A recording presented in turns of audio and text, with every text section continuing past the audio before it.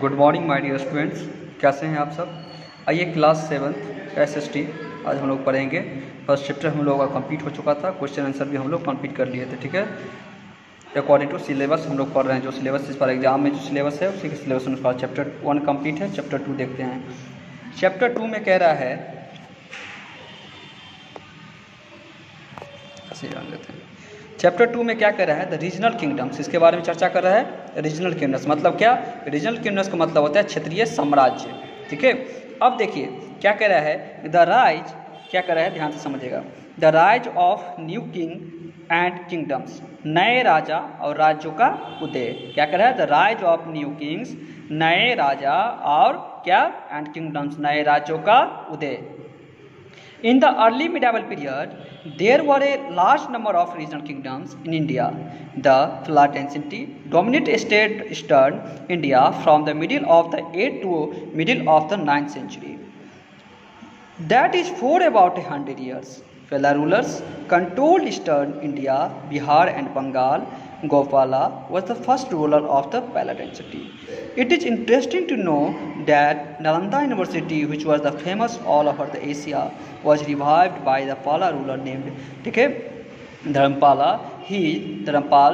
He also founded the famous Vikramashila University on the banks of the Ganga in Magadh.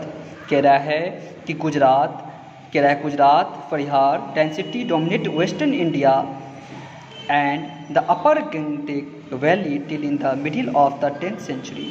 The Pratyahars is also called the Gujrara Farhars, probably because their organ can be traced back to Gujarat, southwestern Rajasthan. The most powerful ruler and the founder of the Pratyahar dynasty was King Bhoj. The कह रहा है Chamans and the Chauhans was another group of Rajput who ruler over the region of the Delhi and Ajmer.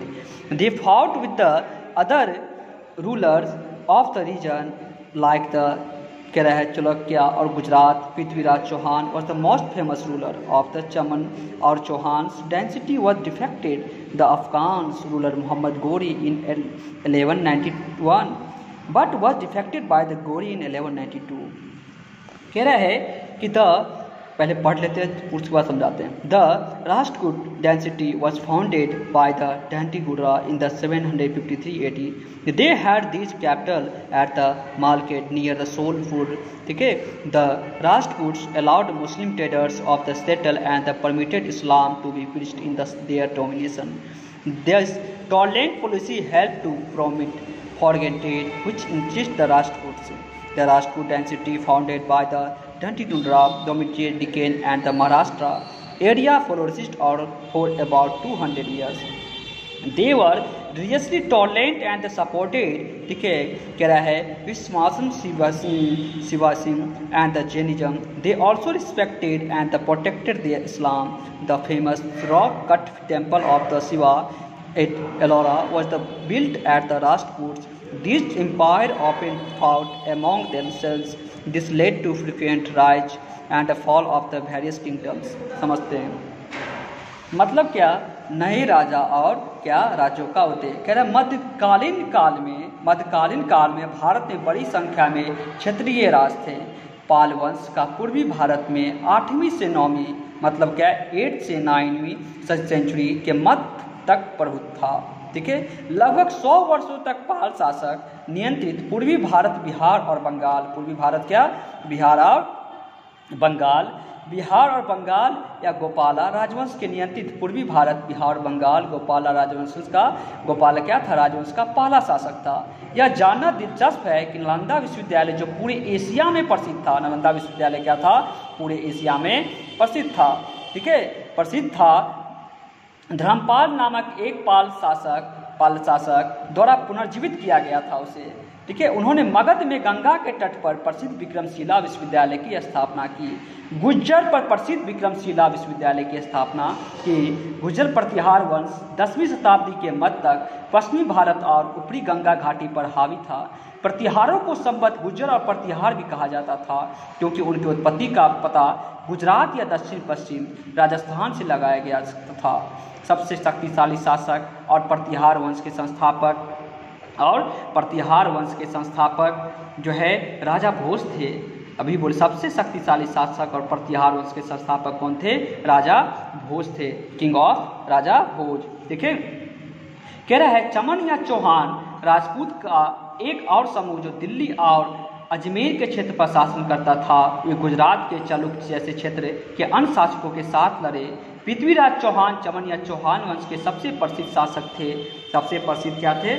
शासक थे, जिसने 1191 में 1191 में ठीक है अफगान शासक मोहम्मद गोरी को हराया था, लेकिन 1192 में मोहम्मद गोरी से ये हार गए थे।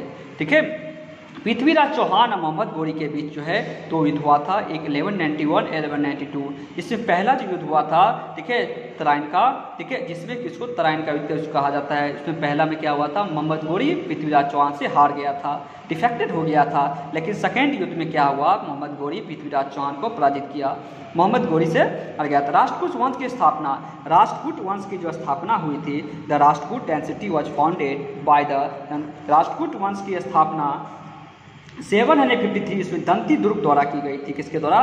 दंती दुर्ग के द्वारा की गई थी, जिनकी राजधानी है मलखेर, मतलब शेरापुर के पास में थी, शेरापुर के पास में थी। The Rashtrakuta allowed Muslim traders, इसने मुस्लिम ट्रेडर को अनुमति दिया व्यापार करने के लिए, सेटल एंड परमिटेड होने के लिए, यहाँ सेटल होने के लिए। ठीक है, इस्लाम टू पीस दियर डोमिनेशन, ठीक है, उसके शिष्य उसको माने गए थे। टॉलरेंट पॉलिसी, लेकिन इसका जो पॉलिसी था वो टॉलरेंट एक बहस का मुद्दा बन गया। ठीक है, help to promote foreign trade, इसने फॉरेन ट्रेड को काफ़ी ज़्यादा प्रमोट किया। Trade were increased in the Rashtrakuta, ठीक है, इसे पहुंचा। द राष्ट्रकूट डेंसिटी, जो राष्ट्रकूट डेंसिटी था, ठीक है, founded the Dantidurga dominated Deccan and the Maharashtra area, ये follows it Maharashtra area for the 200 years, ये फैलता ही चला गया। देयर वर देसी tolerant and supported Vishnuism, Shivaism and the Jainism. They also respected and protect the Islam, ये लोग इस्लाम को काफ़ी ज़्यादा रिस्पेक्ट करते थे। The famous rock cut temple of the Shiva Ellora was built by the Rashtrakuta, ये जो टेम्पल है राष्ट्रकूटों के द्वारा बनाया गया। ठीक है, these empire often fought among the themselves, this led to frequent rise and fall in the various kingdoms।